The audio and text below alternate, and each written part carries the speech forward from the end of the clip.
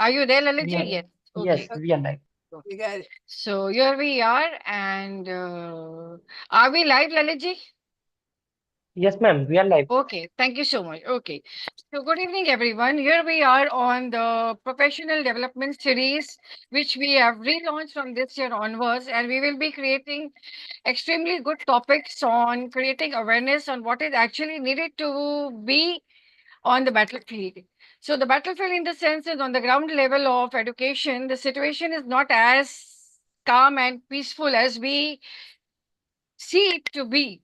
But since we have extremely good educators across the globe, and Metamorphosis will be bringing good educators to create awareness and help people to learn, unlearn, and relearn on a very strict basis. So, before I invite my speaker and the educator for today to create awareness on the topic that she has chosen, and it's a very, very extremely good topic, which is, I think, a hard hitting topic. So, a small introduction. In the hustle of daily life, we often focus on external appearances, achievements, or short term goals while neglecting the foundation that supports everything, our inner well being. Much like a tree, our strength and stability comes from our roots. Without nourishing and healing the root, the most towering achievements can become fragile and unsustainable. The quote, heal the root so the tree is stable. Remember this, heal the root so the tree is stable. And I hope the root and the tree here applies to all. We all educators, we know what the root and the tree is. Heal the roots so the tree is stable is a reminder that visible outcomes in our lives, be it relationships, success, or happiness, are deeply connected to the invisible roots of our emotional, mental, and spiritual health. Just as a tree cannot thrive if its roots are weak, we cannot expect lasting growth and stability without addressing the core issues that lie beneath the surface. Beneath the surface is our education system.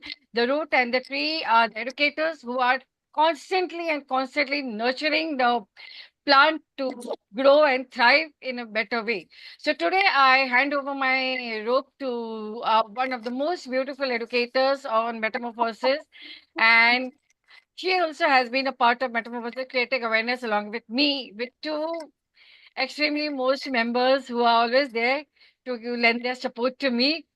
So over to you, Jenny ma'am. Please take forward the session and create awareness on the topic that you have chosen. And I would like you to introduce the topic yourself. Over to you, ma'am. The stage is yours. Thank you so much for that very warm welcome. I'm always delighted to be here with Metamorphosis, and especially today on this Met 360-degree Echoes of Elegance broadcast. The topic and title of my presentation today is Do Not Dumb Down Our Teachers. And I'm going to explain to you exactly what I mean by that.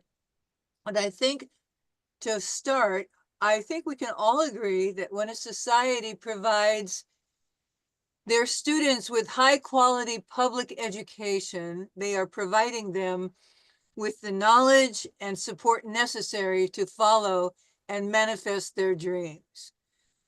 When trained educators, and I want to focus on trained educators, unlock the potential of their students, excuse me, through enhanced education, they can empower them with confidence and the will to succeed. You will note in my opening, I used the words high quality education and trained educators. I use those words because the fact is that trained educators are the spark plugs in a high quality education. If society's teachers are not top notch, there's a very good chance that they will not possess the capability of rendering first-rate learning experiences to their pupils.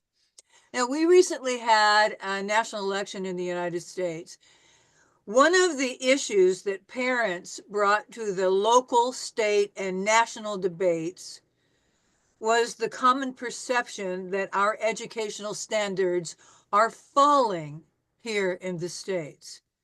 Parents were very concerned about the left imposing their woke ideology transgender agenda, and critical race theory, promotion of the victim mentality, amongst other issues, onto the school curriculums.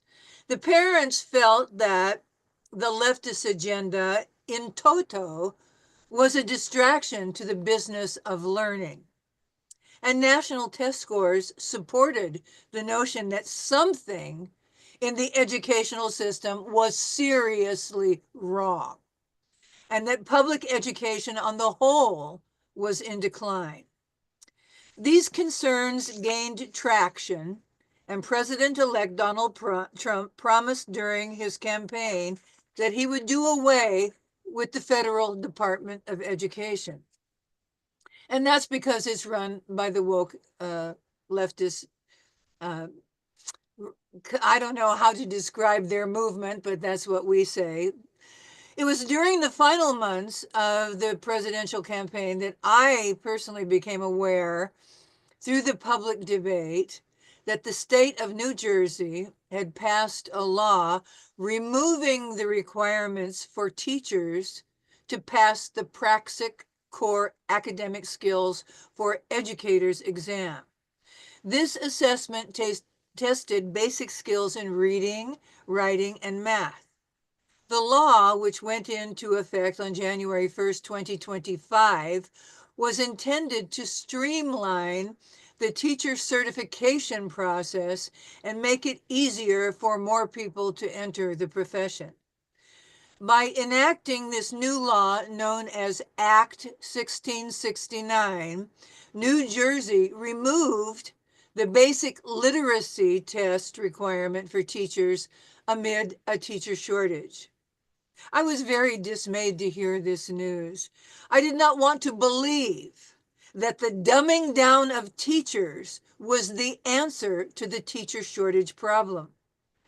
While the new law eliminated the basic literacy exam, aspiring teachers in New Jersey would still have to meet other qualifications, such as holding a bachelor's degree and passing specialized tests in their subject areas. For me, those qualifications mitigated the issue somewhat, but I was still distressed over this news. Surely, I thought, the solution to the problem lies in solving the underlying reason why there's a teacher shortage in New Jersey. I began researching whether there were measurable teacher shortages in other states and across the United States as a whole.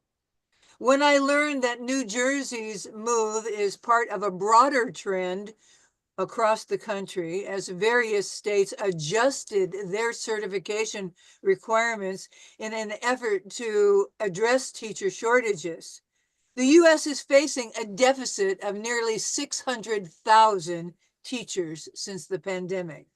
This is according to the Heckinger report. An additional 270,000 positions were currently filled by underqualified teachers, according to the advocacy group Teachers of Tomorrow. And this shortage is exacerbated by teacher burnout and turnover. A Gallup survey, that's one of the leading polling companies in the United States, a Gallup survey found teachers have the highest burnout rate among all industries. Now, isn't that just sad to hear? Several other states have enacted similar measures to address the teacher shortage. California issued an emergency executive order allowing parents to become substitute teachers by meeting two requirements: having a degree in any field and passing a background check. The states of Washington, Texas, and Pennsylvania also have emergency teacher certification protocols. Arizona passed a law allowing educators to begin teaching before graduating from college. New York and North Carolina were among the first states to eliminate the literacy test for teachers. I mean, can you believe that? A teacher doesn't have to have a literacy test. My opinion is if you don't have basic core competencies in reading, writing, and math, you're not a teacher. You are a babysitter. However, more than 40 states still require the Praxis Core Academic Skills for Educators exam that New Jersey recently canceled. Last year, the U.S. Department of Education announced a 5-year plan to improve teacher recruitment and retention. However, the future of that plan is uncertain because, as I mentioned earlier, President Donald Trump has already discussed ways to reform the educational system, including dismantling the Department of Education. It's really hard to believe that, you know, the woke system that caused the problem is the answer to solving the problem. So probably we won't miss them. But my research shows that teacher shortages are a global issue. According to the United Nations Secretary General's high-level panel on the Teaching Professions International Task Force on Teachers for Education, which was held in Johannesburg, South Africa in February of 2024, 7 out of 10 teachers at the secondary level around the world will need to be replaced by the year 2030, along with over half of all existing teachers who will have left the profession by the decade's end. Although this is a global issue, UNESCO reported that an estimated 15 million new teachers will be needed in sub-Saharan Africa alone by 2030. My article did not contain statistics about India, so I hope that you will share whatever information you have on this topic. As in the United States, global teacher burnout has become a serious issue affecting the teacher shortage. The causes of teacher burnout appears to be universal: low pay, larger class sizes, overburdened educators, educational disparities, teachers not feeling respected and appreciated, and financial strains on underfunded school systems. These factors impact educational quality and student access to first-rate instruction. Kindergarten through 12 teachers are the #1 most burnout profession in the United States. 44% of teachers in K through 12 schools report that they often or always feel burnt out. 90% of American teachers claim that feeling burnt out is a serious problem for them. Over half of American teachers say that they will leave teaching sooner than they had originally planned. As the teachers experience burnout, it is estimated that as much as 30% of them engage in chronic absenteeism. They're just too burned out to even go to class. As teachers quit their jobs, more and more positions go unfilled in the schools. Teachers who stayed in their jobs are forced to compensate for the missing educators as well as non-teaching staff. This occurs while their workload increases, but their salary do not. Therefore, it is not surprising that many teachers leave their jobs. Although burnout is a major factor in teacher stress and dissatisfaction, a McKinsey report concluded that at least 48% of educators plan to leave the teaching profession due to low compensation. Another issue affecting teacher dissatisfaction, according to the National Center for Education Statistics, is poor student behavior. 80% of the reporting schools stated that they felt the behavior of their students had gotten worse in recent years. Classroom disruptions have become a regular and serious issue for teachers. The Center for Homeland Defense and Security reported that there have been over 750 shooting incidents in American schools since 2018. The fears associated with safety and security within the classroom is another huge reason for teacher burnout. As a result, 75% of American teachers have reported having stress-related health issues. One report suggested that 85% of teachers report that their jobs are unsustainable. Data from the National Education Association shows that 62% of Black teachers and 59% of Hispanic Latino teachers plan to leave the teaching professions earlier than planned. Younger teachers and teachers who work in lower income districts are more likely to leave than white teachers in middle class and upper income school districts. While these are all very serious issues that should be addressed, I am concerned that the problems are not being solved as quickly and effectively as they should be to preserve the integrity of our educational process. I do not believe that the dumbing down of the teaching profession by hiring unqualified teachers should be the go-to solution to our teacher shortage problem here in the US nor around the world.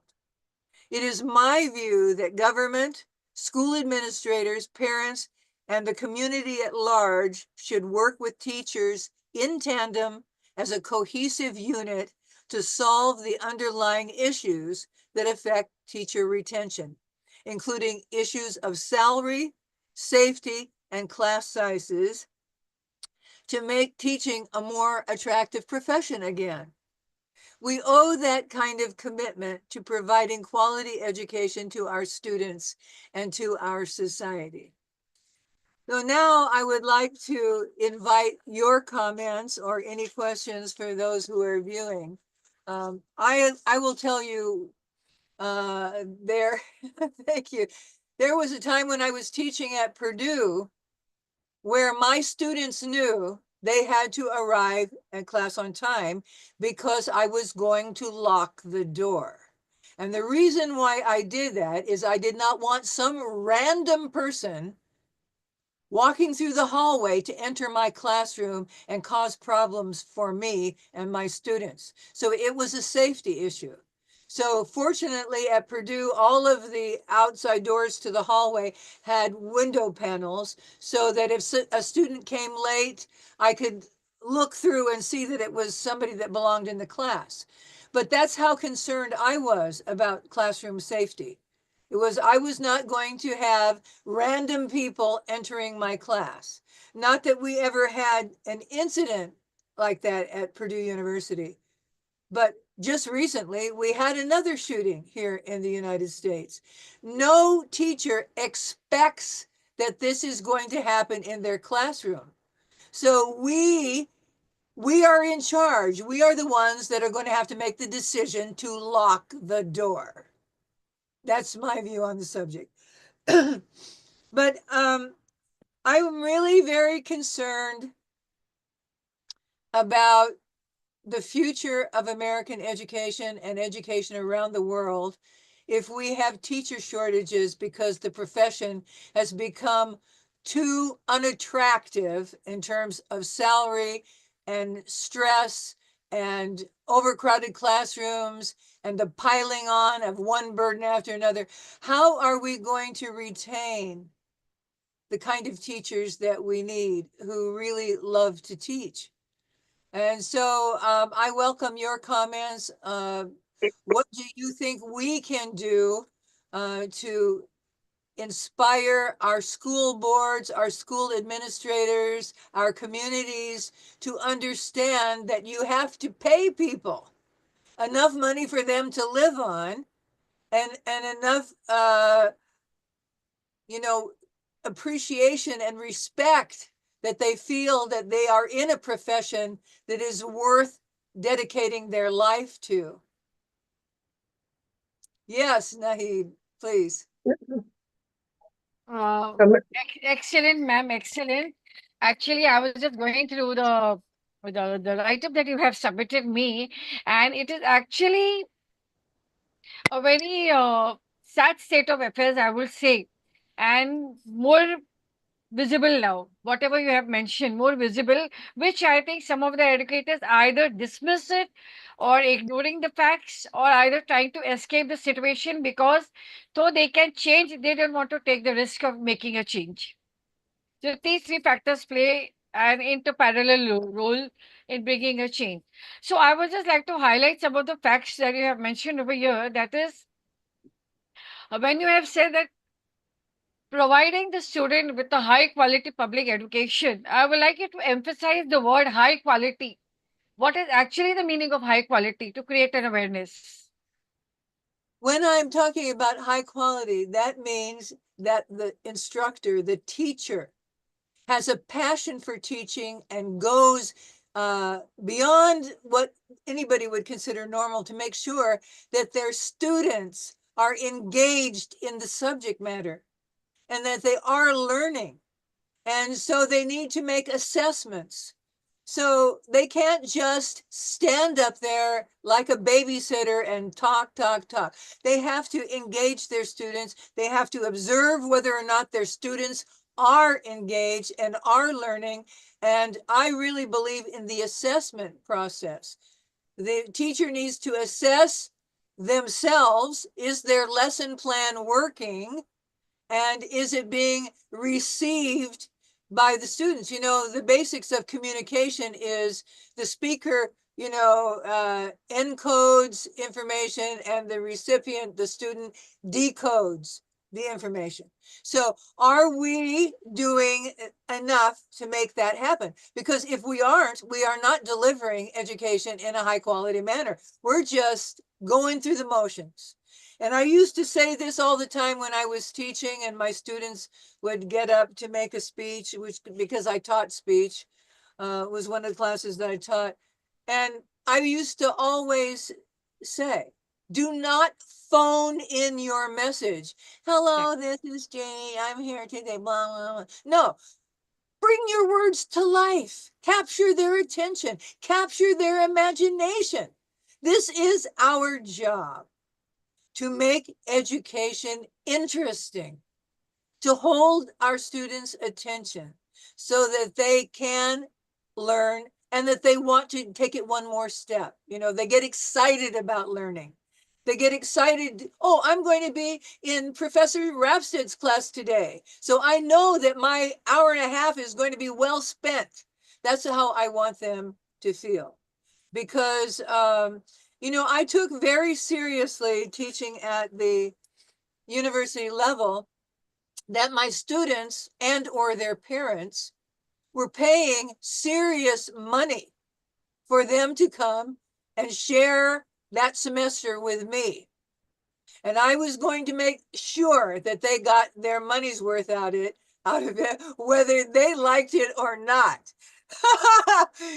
I know sometimes I was pretty strict with some of my students who wanted to sort of just slide by on the seat of their pants. And I would stop and I would say, remember, this is an institution of higher learning. You will learn something in my class. Otherwise, we've both failed. I failed and you failed. So I know probably some of them at the moment may have said, oh, that Rapstead woman drives me crazy. But down the road, when they're sitting in their offices working, and they remember something that I said to them about how important detail is, how important quality work is, how important it is to have integrity, they're going to remember that I gave them the right message. So that's what I'm talking about when I say high quality education. We have to be cognizant of how our students are going to take our message out into the workforce and into their communities and into their lives.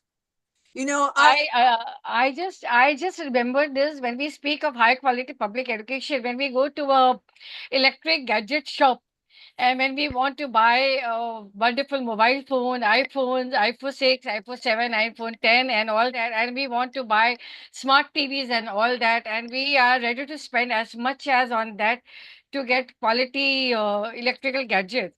So high quality public education is equal to HD television and smartphones. So why don't we invest on ourselves providing that HD quality? Why don't we invest in ourselves through those kind of platforms and educational educators who are striving to bring a change in you? And I think they are ready to take the burden of the EMIs, they are ready to take the burden of financial stress causing health related problems. But unless and until educators connect with people who are guiding them on the right track to bring a change, they don't want to step a mile Yeah. forward on them. So, connecting this high quality public education, the sentence that connects over here is they are providing them with the knowledge and support necessary to follow and manifest their dream. These lines made me remember when Nayat sir had messaged me, ma'am, metamorphosis actually brought a change in me and in Yeah. my life. And when people actually message me, ma'am, to be really frank and honest, metamorphosis has actually brought a change, and we want to share the good news with you. So, high quality public education, they are providing them with the knowledge and support necessary to follow and manifest their dreams. So, here, this is there where people of extremely good professional ethics with expertise connect and bring their change. When trained educators unlock the potential of the students to enhance education, when we say HD television, we want that enhanced vision, we want that 3D image coming out, and we are ready to spend that quality time on those bullshit shows that are cropping up on the television, which are not helping us grow. So that is covered. The second line that I was literally amazed is when you said, I use those words because the fact is that trained educators are the spark plugs in a high quality education. If a society's teachers are not top notch, remember these words. There is a very good chance that they will not possess the capability of rendering a first rate learning experience to their pupils. Highlight this fact, ma'am. Let it let it be, I will say, local for vocal. Yes. That is what is actually the meaning of are not top notch and will not possess. Over to you. I consider myself a person who is a top-notch instructor. I have worked hard at becoming one. Thank you. I mean, I didn't just fall into this. It's been years of experience on testing what works and what doesn't work. When I get feedback from my students and they say things to me, you know, I learned to believe in myself because you believed in me. That is a cause and effect relationship between an instructor and their student. And I also, because I worked for Purdue's Commercialization and Manufacturing Excellence Center, I worked with adult learners, people who were developing a business on the side of their regular workaday. And I was able to bring out confidence and skills in them that they did not really know how to do themselves without professional coaching. And they went on to win thousands of dollars in pitch competitions. I had one person that I was working with that won 100,000 US dollars for her business. And she's just one person that won money that I worked with. But when the students tell you, I couldn't have done this without you, then you know that you are giving a top-notch instruction to them. If they walk away from their experience with you and they can barely remember what you look like, you have not had an impact on that person. Okay. When they walk away and they go, boy, you know, I remember one young man that I had, he was a senior at Purdue University, and he was taking a business communication class, and his goal was to become a certified public accountant, which is, you know, a big job and a very detail oriented job. And I cared enough about him to call him out. You know, some teacher would say, oh, he didn't study, he didn't do this, blah, blah. No, I wrote him a letter and I said to him, I'm disappointed that you did not learn what I was attempting to teach you in terms of, it was a project regarding verifying sources in your papers and whatever, very detail oriented. And I told him I was disappointed that he did not take the time necessary to learn what I was teaching him.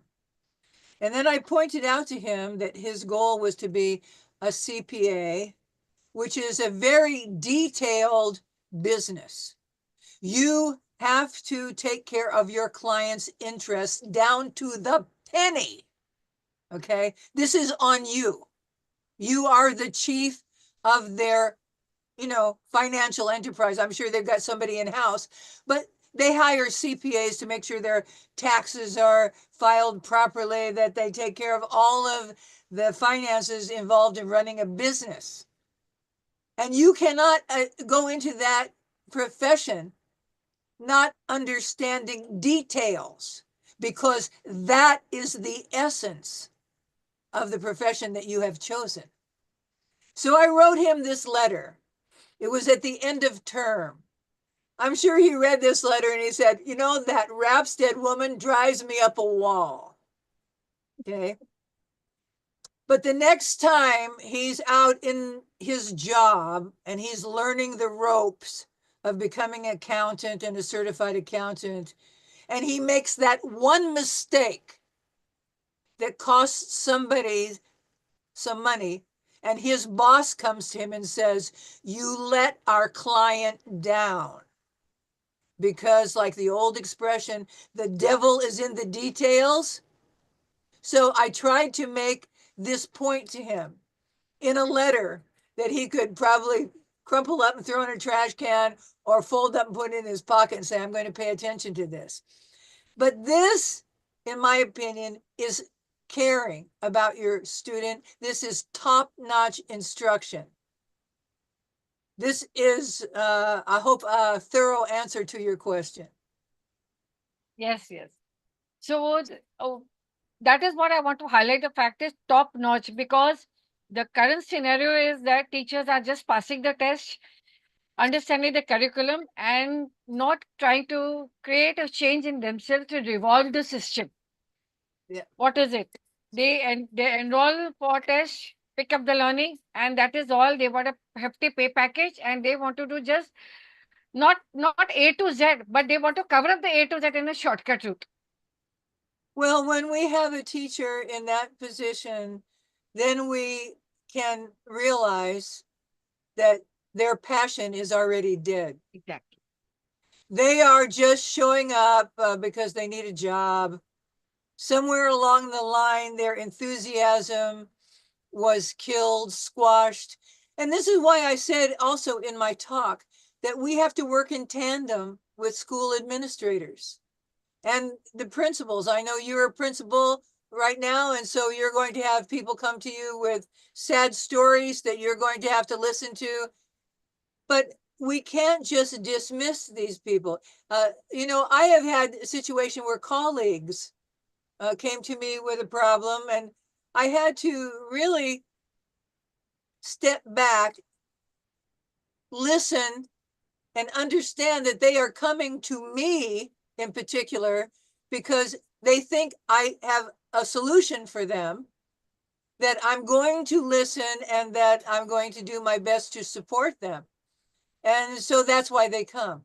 Sometimes a teacher finds himself in a situation where there is not a healthy culture at their school.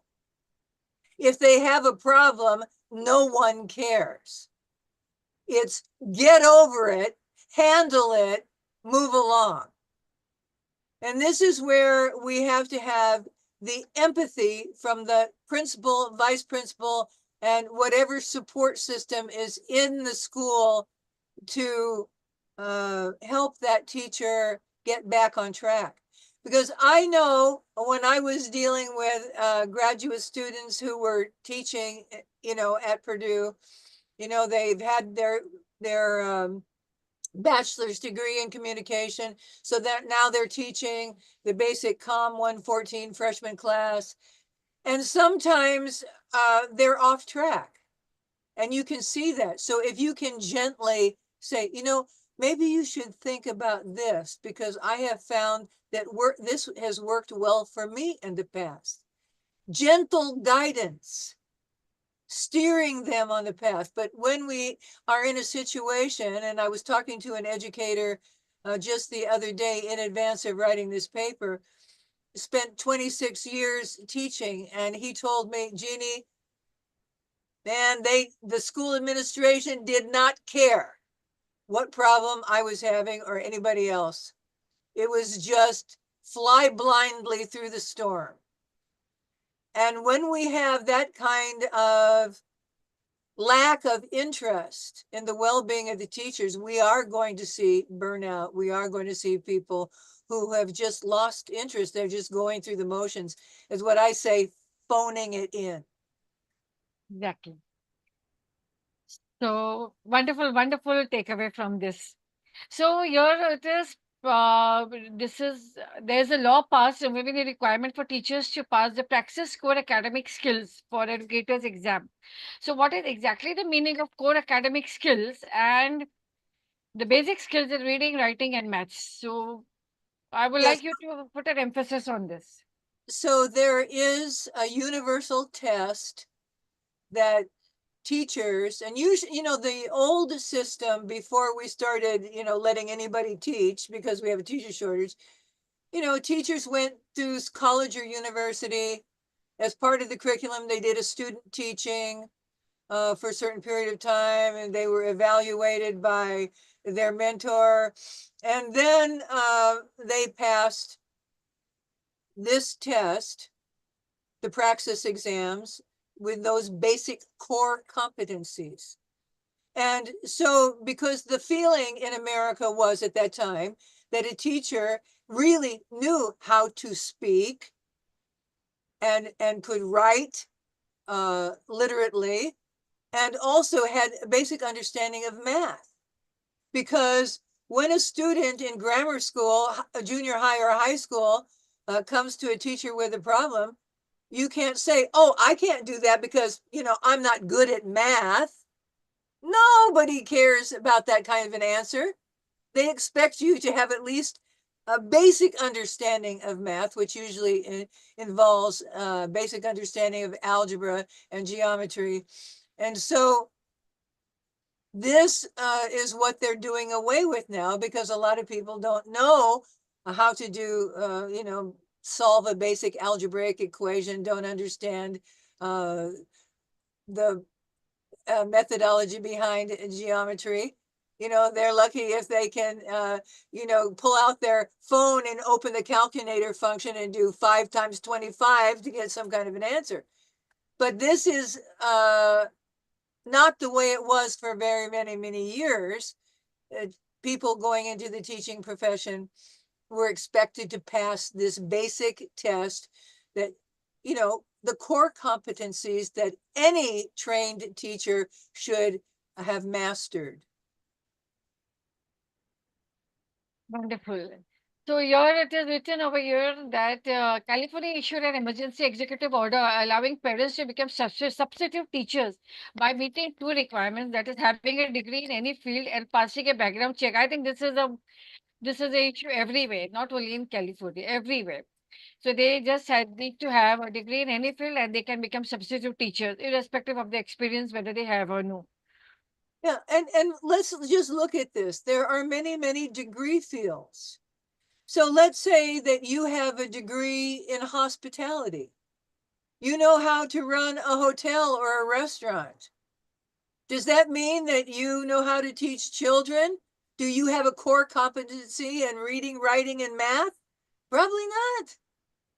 And that's just one profession, and there's absolutely nothing wrong with having a degree in hospitality. There's absolutely nothing wrong with it, especially if you plan to open your own restaurant business or, run, get a job at a hotel chain. I mean, you need that education.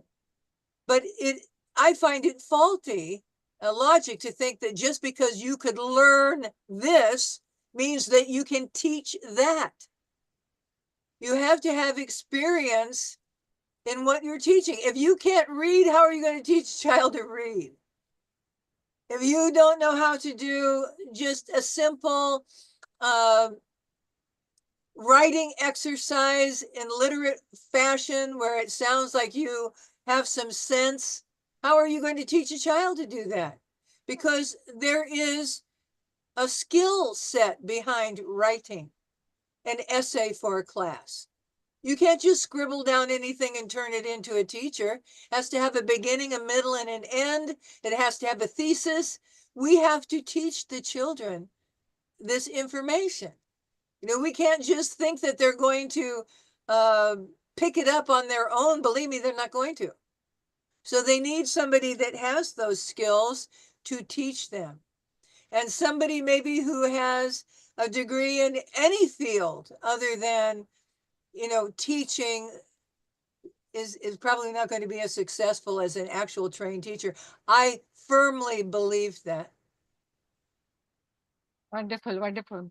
So, ma'am, I would like to reverse the topic and come towards the core last round of this.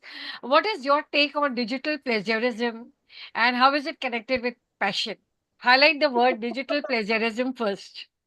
Well, yeah, I'm excited about this because you and I are going to be Yes. having a topic about this not too long ago, and not in the not too distant future. But I really want students, especially those that are really serious about developing themselves, to stay away from these programs while they're in university. It's fine to know how to use AI or something. It pops up on my computer screen all the time. But when you're doing your actual school work, leave it alone. You have to learn how to develop a thought process yourself. And if you decide to go into higher education, into grad school for, like, I got a master's degree, some people go on to a PhD, you have to know how to research a topic and annotate your sources. And one of the things that I'm going to, share with you just sort of briefly and more later on in our next go around is I was in grad school and I got my master's degree in 2018 and I was 69 years old. I was the oldest person that had ever gotten a master's degree in my department at Purdue. So at any rate, thank you very much for that round of applause. I appreciate it.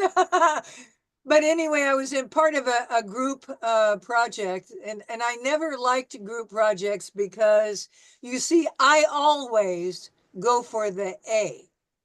See, I'm always going for excellence. And so other people are attracted to me because they know that I'm going to carry their weight. Okay. I don't particularly like that, but I ended up having to have two people on my team. One of them was a young man, about 35. He was going through the master's program on a stipend from Ford Motor Company where he worked. He was married, he had two young children, he had a lot on the line, and he was a serious person to work with. The other person that was assigned to my group was a foreign student who had limited English speaking skills, and we set out to divide up the work. She went online, cut and paste from different articles, threw them in, handed it to me. Well, I'm not the smartest person in the world, but I know when you've cut and pasted something and handed it to me because everything has a different font and a different formatting. I mean, I'm not dumb, right? So I said to her as gently as I could, you have to review this and edit and you must cite all your sources in APA, which is the system that communication uses, based on the American Psychological Association. Oh, I did. I said, no. So anyway, so what I ended up doing, had to turn the paper in, and I was not going to get thrown out of the program due to plagiarism because my teammate doesn't have integrity. Really? Seriously? That's not going to happen. So I spoke to the young man and I said, this is it. Look at this. Each one of these paragraphs is a cut and paste, different font, different format. I talked to her. She doesn't want to admit it. She doesn't want to change it.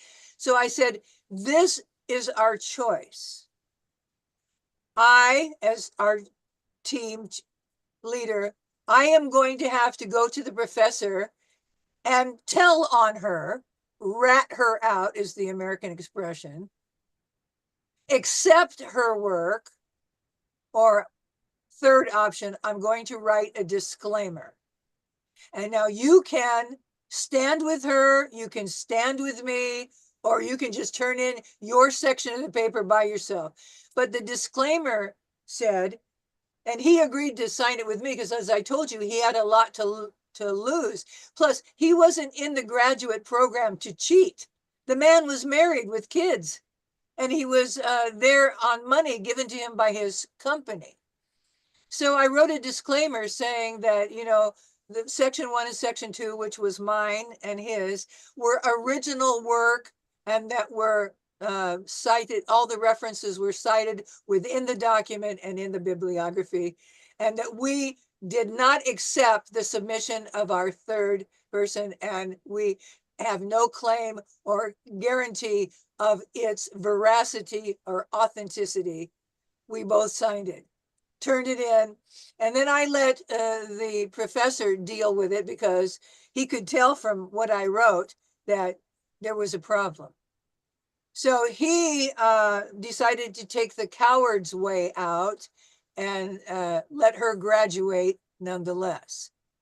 But I protected myself.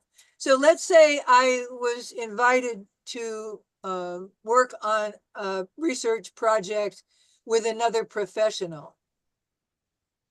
And I would be very careful who I joined forces with, first of all, because I'm not going to put my name on anything that is AI created or chat GPT or whatever these things are. And plus the fact too that, and I admit this up front, I would run it through one of the programs that identifies the content, like we did at university.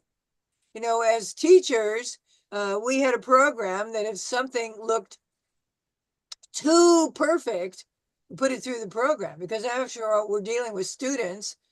And if a student has better English than I do, they're cheating. Okay? This is it. And you can certainly find out. But I would make very, very sure that any collaborations I did with professionals, that the people that I dealt with had integrity. And even then, I'd probably double check their sources, because I will not get the reputation of being a cheater or a plagiarist. What is in that for me? Nothing but disgrace. So this made me realize that I think in the world of AI and chat GPT now, we need an automatic button that the moment the person is doing the digital plagiarism, automatically that trigger will come. Oh, you're not supposed to do stuff then and there. Excuse So me for coughing. yeah, so these kind of things are needed to create awareness and an awakening in people that be authentic, be as genuine as you are. Even if you don't know, keep learning, keep growing. People don't want to pass that journey. People don't want to go through that process and achieve shortcuts. That's what I highlighted in the starting also.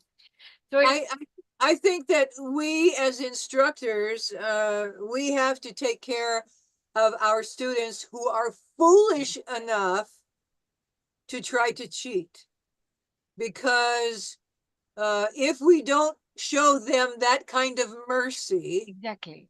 by calling them out, we are going to unleash person with very low standards into society, and eventually it's going to come back and hurt them. Exactly. So this is the today's session from educator who mixes humor in classroom and talking on a very serious topic of today. Wonderful and excellent takeaways are there from you, ma'am. Let us all. I mean, the people who will just listen to the recording and everything, a lot of change will come in the mindsets also, because what is not there to create awareness, we are trying to create awareness through metamorphosis and trying to bring a change in the minds of the people, at least not globally, but fraction of some of them can at least gain some kind of a knowledge or something. So to my audience over here, any questions for Jenny ma'am? Yeah, I please allow me to appreciate every sentence ma'am has spoken. Right. And I have felt myself lucky, fortunate that Oh, I've been listening to every word articulated by ma'am. And Thank you have pointed very good questions, ma'am. So my question is, how can I make, I'm a school principal, ma'am. How can I make my school great school? Well, that is, of course, a multi-dimensional question because it's not going to be just one single thing. But the fact that you even asked that shows me that you have the empathy to want to support your teachers and even your non-academic workers at the school. So basically, it all comes down to the student. Is what your the policies that you implement going to support the teachers so that they can support the students? See, it's just like that old expression, happy wife, happy life. Well, when our teachers are happy, they teach the best that they possibly can. And if you see a teacher that is really, really dedicated to their students and, willing to call them out when they need to be called out, willing to give them a pat on the back when it's deserved, then really support that teacher. I'll tell you a little joke. When I first started teaching, I realized that not every student that came into my class was as dedicated to learning as I had hoped. So when I used to see, and it was usually the young men, they had other things on their mind, maybe sports, maybe job after school, maybe girlfriend, whatever. But I remember one time I asked this young man who always seemed to be ready to leave before the class was over. So I just asked him, come on, tell me the truth. Did you come here to learn, or are you just establishing an alibi for the hours of 2 to 3 on Monday and Wednesday? Well, the class thought it was funny. And he kind of looked, and I said, no, seriously, are you just here to establish an alibi, or do you plan on learning something from me? So what I did is I gave him a little bit of a nudge, and it turned out that he became a very good student of mine. So sometimes we just have to look at all the ways that we possibly can to encourage and support the teachers, so that they can encourage and support the students. so May I ask one more question? Yes. yes. Students are passive learners. How can we make them active learners? How can we facilitate them to be active learners? Well, I think it depends on, your assessment of them as the instructor. Are they a passive learner because they are lacking in confidence? Do they have a family problem at home? Are they just bored? Whatever is the root cause, because we can't really turn them around until we understand the root cause of it. And sometimes I know I had a situation where one of my young female students was, uh, you know, appearing stressed and not, paying attention to her work. And so I just met with her. I said, I can tell that you need to talk to somebody. So what is going on? And she said, well, my father had a heart attack and my mother is in the hospital all the time with him. And I have to leave class and run around picking up my brothers from school. And I'm just stressed out. Well, now that I knew that, I could be gentle with her. And we also had a mechanism at Purdue when a student needed some kind of support. We turned in a notice to the counseling and said, if you have time, could you meet with her right away? Or if not, in the next couple of days? Because you see, we don't always know what background they're coming from. We don't know what their home life is. And sometimes it's that. And then sometimes they're just bored. And so when I have a student that's bored, I just ask them, what would it take to get you interested in my class? What would have to happen? And you'd be surprised the answers that they give you. And so I always think it's a good idea to ask and then listen to the response. Right, ma'am. And how can we make them, they're consuming the contents. How can we facilitate them to create contents in the classes? Okay, now we're stepping into a big part of the That is education. that is that is that is about digital plagiarism also. Connecting, yeah. But if we want our students to become content creators, why not give them a simple little job? Write a script, give me 30-second TikTok. Let's see what you can do. Because I have found that some of my students really needed a little shove, you know, and also I want to appreciate the fact that they have a creative streak. I don't want them to be students that come out of a cookie cutter mold all the same. I want them to have passion about what they do. And if I can help spark that passion by saying, okay, you want to create something? Well, give it a shot. And I will give you 15 points. Okay. There are some times when I wanted students to go listen to a specific speaker that the university had brought in. And, you know, they say, oh, I'm busy. I give up. And I would say, if you go and listen to this speaker and give me 500, 600 words on the point that meant the most to you from their presentation, you get 10 points. Okay, so if they're at an 90 and I give them 10 points, they're at 100. So that's the difference between a B and an A. And probably having them go and listen to an outside speaker that's an expert in their field and having to sit down and say, okay, what did I really get out of this, was a valuable learning experience for them in terms of active listening and writing. So sometimes as the instructor, we have to be creative and use the reward system.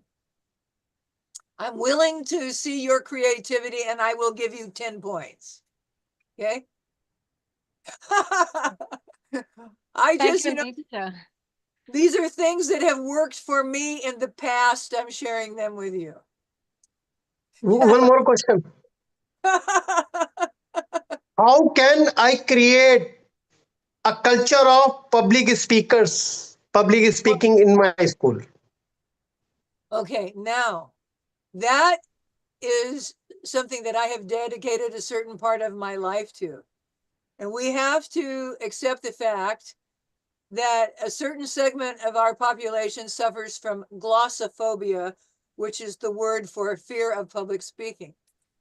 So what if we want to change that, because believe me, they need to know how to express themselves, not only in school, but when they get into the workforce and actually can get better jobs if they can, then you have to have a teacher that is trained in public speaking on your staff. Because been my experience when I have done interviews with my beginning students, first freshman class of COM 114, which is Fundamentals of Speech Communication. I asked them, how many of you have ever done a presentation in high school, at your place of worship, or in a social organization? How many of you? Less than 15%. Therefore, not only do they not have any skills, they don't even have the fundamentals of putting together a speech. So somebody has to teach them. And what I found in my research is they would tell you, oh, well, my social studies teacher made us give a presentation, but it was really obvious that she had no public speaking skills. You can't fake it. So if you really want to develop that in your students, which I recommend that you do because it's to their good, you have to hire somebody that has those skills or who is willing to develop them through organizations like Toastmasters International. I know that I have some friends in India who are members of Toastmasters International, but this is not something that comes easy to many people.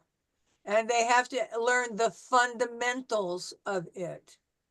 And that requires an instructor. Thank you. Thank you, Nait sir, for creating such questions. And over to you, Sonal. Any questions? Thank you. Good evening, ma'am. Hi. Yeah, I too have one question. How can teachers influence the lives of students beyond academics? Well, you know, that is, excuse me, that is something that we hope that, excuse me a second. I'm sorry, I have a little frog in my throat. That is something that we hope will be cause and effect of our work in the classroom, is that they take it from beyond the classroom into their future lives and personal lives. But there's also another way that we can be more direct. When we have a student who has a natural ability for something and they're not getting any support at home, then we can be that person to help them. I'm going to give you another short story about this. I was working with a young woman. Her father was a merchant. He had a shop and he had 3 daughters. And the girl I'm talking about, Carmen, was the middle daughter. And his idea was that he was growing his own shop clerks. You know, his older sister graduated from high school, went to work in the shop. Carmen graduated from high school. Her father wanted to work in the shop, but I had given her a job of painting some sets for a play that I was doing. And she was a very talented artist. And she would tell me all the time, I want to go to art school, but my father wants me to work in his store. And so anyway, she would come every day and work on these big, huge murals, which were the set for the play I was doing. One day, her father showed up at the rehearsal and he said, Carmen wants to come here every day and paint for you. She doesn't want to work in my store. So I wanted to come here and see what was going on over here. So I said to him, look at these murals. Carmen is so talented. And he said, yeah, that's pretty good stuff. And I said, you know, she wants to go to art school. She's done some research about what school she'd like to go to. I said, 2-year program. She get an associate degree. Maybe this is something that you and your wife could discuss because, you know, she is much more than just a shop clerk. She's a talented artist. And he said, you know, I'm glad I came here today. And I'm going to talk about this with my wife. And eventually Carmen went to art school. So Sometimes it's just a willingness to see the forest and the trees at the same time, and maybe talk to a parent, encourage them to see their child in a different light. Because as I said, her father, he wanted help in the store. This is his goal, is to have another sales clerk. And her goal was, to become actually a commercial artist, which is what she began. Thank you, ma'am. Wonderful example and a very nice story. Thank you so much. My And it was pleasure. great listening to you today. Really, we had a great opportunity to attend all these type of sessions over metamorphosis. And ma'am, one more question. What is the solution for this? Do not dump the teachers, right? And Yeah. even today, we ask any of the student, they don't want to become, nobody wants to become a teacher. Yeah. So what is the solution for this? I guess both the other principals, I want to answer from you also, why the students don't want to become teachers. I think I think that one of the reasons why young people don't want to become teachers like they did when I was years ago, because I'm 76, but when I was in grammar school and high school, there were so many of my classmates, I want to be a teacher when I grow up. And it's because their experience in school was really positive. But here in the United States, we have ruined it for many young people through some of the idiotic policies that the left imposed on us. And maybe that's a discussion for another time. But what we have to do, those of us who care about our educational system, is become active in the process. We have to be able to find ways of supporting teachers and increasing their pay scale, first of all, because nobody should have to live at a subsistence job, when they can go make money someplace else. So we have to make sure that we're paying them. See, this is my gripe. At a university, they ask the alumni to support the champion football team. So they've got a coach who's making $1.5 million a year. I know that brings money into the school coffers, but why should then another instructor be barely making enough money to pay their mortgage and car payment? Why is that, right? So we have to become more proactive within our communities to support teacher salaries, teacher support. We have to give them the respect that they deserve and have earned through a lifetime of dedication. And we have to support the teachers who are on the cusp of leaving, because if they leave, that's one more that's left the field, right? Yeah. Yeah, thank you so much, ma'am. Thank you so much for throwing such a great this light on the how to dump the means how do not dump down the teachers. Yes. We need to I keep our teachers educated and qualified, and not just bring any babysitter that's available, not at all. The main thing is teachers are not appreciated these days. Teachers are Yeah, not appreciated. that's exactly true. That is Yeah. exactly When true. I was young, ma'am, I too wanted to be a teacher only. Yeah. And we had a passion to become a teacher. And today, nobody, no, if we ask any of the students, I wonder why the students don't want to become teacher. Whenever we ask anyone, they want, I want to become a doctor, someone wants to become engineer, but no one says I want to become a teacher, yeah, educator, or anything like Yeah. that. So, They see how teachers are received within the community, and that they don't make much money, and they say, why would I want that? yeah, that's right. Yeah. Anyway. Well, it's been great being here with you Yeah. today. Appreciate that so much. Thank you so much, ma'am. Yes, my pleasure. Yeah. The clarity of thought you have, ma'am, that is outstanding. Thank you. I appreciate And that. very much clear in pronunciation. Thank you. I appreciate it. And the enthusiasm you have, passion you have for education, and above all, integrity. And I have felt through this communication that you are true to yourself. Thank you very much It for it the kind it makes you different. Thank you. It's really great listening to you, ma'am. Yes, yes. Outstanding. Appreciable. I appreciate that so much. So is Sunil coming back, or are we just going to say Our goodbye? battery is gone, so we'll end the session. Thank you so much, ma'am, for today's session. Thank you for coming. I Wonderful appreciate listening to that. you today. Thank you. Thank you. Yeah. Thank you, Goodbye. ma'am. Thank you. Thank you. Good night. Good night. Bye. Bye.